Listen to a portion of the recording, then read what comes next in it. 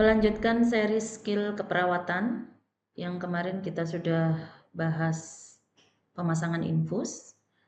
Sekarang kita akan membahas tentang skill mengganti perban. Apa sih ganti perban itu? Ya, sebenarnya kita kalau di Bunda Halimah ini sering menyebutnya dengan GV ya. Kalau misalnya teman-teman perawat baru ada yang kurang familiar dengan istilah itu, GV adalah ganti perban. Atau mungkin teman-teman ada yang familiar menyebutnya rawat luka, ya. Jadi ganti perban atau rawat luka itu sebenarnya sama, yaitu prosedur yang dilakukan dengan melepas perban lama dan menggantinya dengan yang baru untuk menjaga kebersihan luka, mencegah infeksi, serta mempercepat proses penyembuhan. Dan ini juga bisa digunakan untuk sebagai progres ya, progres daripada penyembuhan luka itu sendiri, karena di situ juga sebelum kita melakukan penggantian perban kita harus menganalisis, kita harus mengkaji ya, apakah ada perubahan di sebelum dan sesudahnya atau dalam jangka waktu tertentu kita akan mengikuti perkembangan dari penyembuhan luka tersebut. Selanjutnya adalah persiapan prosedur. Di sini akan saya jelaskan bahwa untuk rawat luka ini kita ada persiapan alat dan juga lingkungan. Kenapa? Karena pada rawat luka ini kita harus memperhatikan ya untuk menjaga privasi pasien ya. Apapun itu mungkin areanya kok tidak ada di daerah privasi gitu ya. Tetap kita harus tetap menjaga privasi karena bagaimanapun itu adalah luka ya yang mungkin orang lewat atau bed sebelahnya itu bisa menyaksikan dan itu hak pasien untuk kita lindungi privasinya. Oke, so yang pertama kita harus pastikan ruangan cukup penerangan dan juga ventilasi. Pada luka-luka yang gangren dan sebagainya itu kadang-kadang kan ada bau yang kurang sedap gitu ya. Jadi kita harus pastikan ventilasi itu juga terjaga baik. Kemudian cuci tangan seperti biasa ya, sebelum dan sesudah prosedur kita harus mencuci tangan. Lalu kita menyiapkan troli dressing set, pastikan lengkap sehingga ketika prosedur kita tidak perlu bolak-balik ya untuk mencari ketidaklengkapan itu. Semua alat harus steril dan dibuka tepat sebelum tindakan ya, dan kita juga harus selalu menjaga di area tempat kita akan merawat luka itu bersih dan juga steril. Pada ganti perban atau rawat luka ini, teman-teman harus juga mengidentifikasi pasien ya, menjelaskan prosedur ya, dan juga kita harus memberikan edukasi yang diperlukan, mengatur posisi yang nyaman ya. Kemudian kita mulai dengan membuka balutan dengan hati-hati.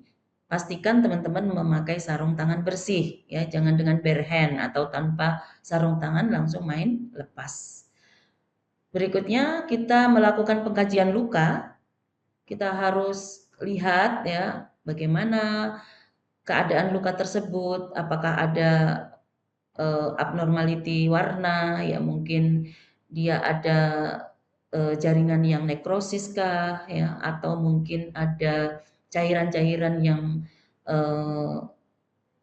drainase ya, atau mungkin ada apa ya, cairan baru yang muncul yang sebelumnya tidak ada menjadi ada ya. Apapun itu ya, apapun itu kita harus melakukan pengkajian.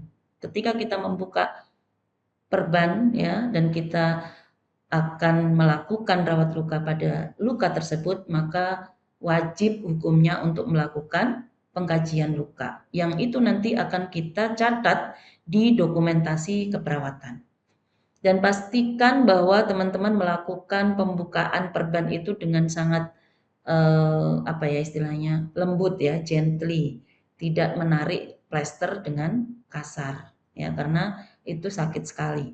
Oke. Oke, masih dengan melepas balutan lama yang perlu teman-teman perhatikan adalah ya menggunakan sarung tangan yang bersih, membuka balutan dari tepi ke arah luka, kemudian membuang balutan lama ke tempat sampah infeksius, kemudian balutan lama dianggap kontaminan buang segera ya agar tidak mencemari area baru. Beberapa kali ya saya melakukan observasi ya, ada beberapa teman-teman yang melakukan ketika mengambil balutan lama itu tidak langsung dimasukkan ke tempat sampah, tapi hanya dipinggirkan aja di sebelah kaki pasien. Nah, itu tolong mulai sekarang jangan dilakukan lagi ya. Jadi dengan segera kita harus membuang ya balutan lama yang sudah terkontaminasi ke tempat sampah yang sudah teman-teman bawa ya. Makanya tadi kenapa dressing trolley itu harus lengkap ya. Artinya tempat sampah itu juga harus teman-teman bawa sekalian. Setelah selesai membuka balutan lama, yang kalian harus perlu lakukan adalah hand hygiene ulang. Ya, kita mencuci tangan kembali, kemudian kita memakai APD steril yaitu handscoon ya, handscoon steril. Kalau misalnya disediakan apron atau gaun untuk rawat luka ya teman-teman pakai. Tapi kalau misalnya tidak tersedia ya kita gunakan apa yang ada gitu ya. Untuk saat ini kalau misalnya yang ada handscoon steril ya itu yang kita pakai. Tapi pastikan teman-teman cuci tangan dulu. Oke? Tahap selanjutnya adalah pembersihan luka. Kita menggunakan pinset steril untuk mengambil kasa ya atau non touch teknik ya. Jadi tidak menyentuh langsung ke bagian luka pasien tapi menggunakan pinset steril. Membersihkan luka dari dalam keluar, artinya dari pusat insisi ke arah tepi kulit. Gunakan setiap kasa hanya dengan teknik 1 kali usapan ya, jangan diusap bolak-balik ya karena itu akan menyebabkan infeksi nosokomial ya. Dan bila ada drain, kita harus membersihkan dari dekat luka ke arah drain lalu kita membuang kasa. Tahap selanjutnya adalah pembersihan luka. Kita menggunakan pinset steril untuk mengambil kasa ya atau non touch teknik ya. Jadi tidak menyentuh langsung ke bagian luka pasien tapi menggunakan pinset steril. Membersihkan luka dari dalam keluar, artinya dari pusat insisi ke arah tepi kulit. Gunakan setiap kasa hanya dengan teknik 1 kali usapan ya, jangan diusap bolak-balik ya karena itu akan menyebabkan infeksi nosokomial ya. Dan bila ada drain, kita harus membersihkan dari dekat luka ke arah drain lalu kita membuang kasa. Tahap selanjutnya adalah pembersihan luka.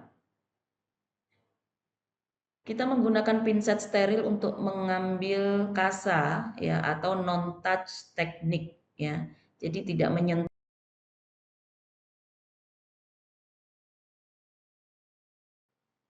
Setelah pembersihan luka selesai, kita akan mengaplikasikan antiseptik ya jika diresepkan oleh dokter. Jadi kadang-kadang ada